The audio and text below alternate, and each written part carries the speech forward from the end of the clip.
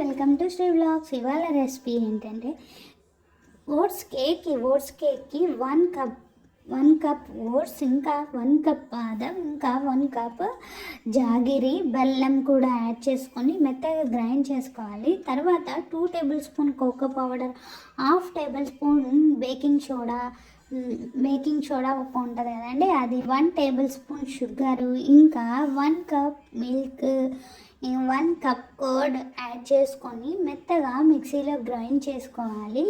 ఇలా గ్రైండ్ చేసుకొని దానిని ఇలా 1 కప్ మిల్క్ యాడ్ చేసుకున్నాను.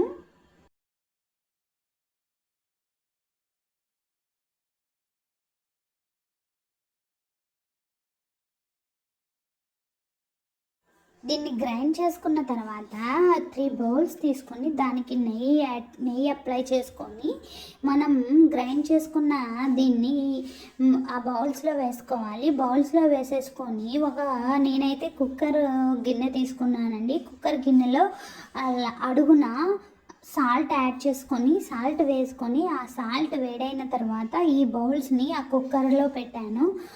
కుక్కర్లో పెట్టేసి మనము వీటిని బేక్ చేసుకోవాలన్నమాట.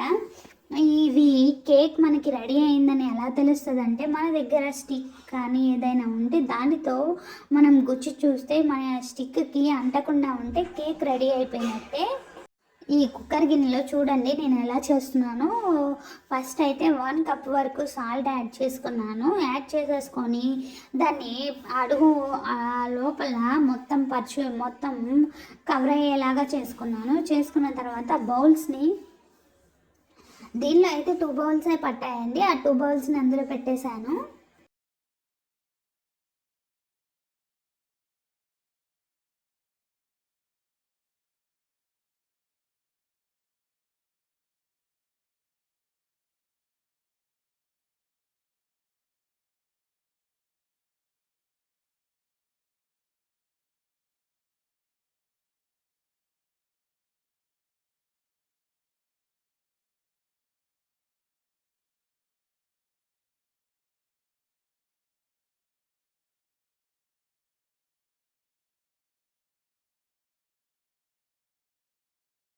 ఇలా పెట్టేసుకొని మూత పెట్టేశాను. మూత పెట్టి ఒక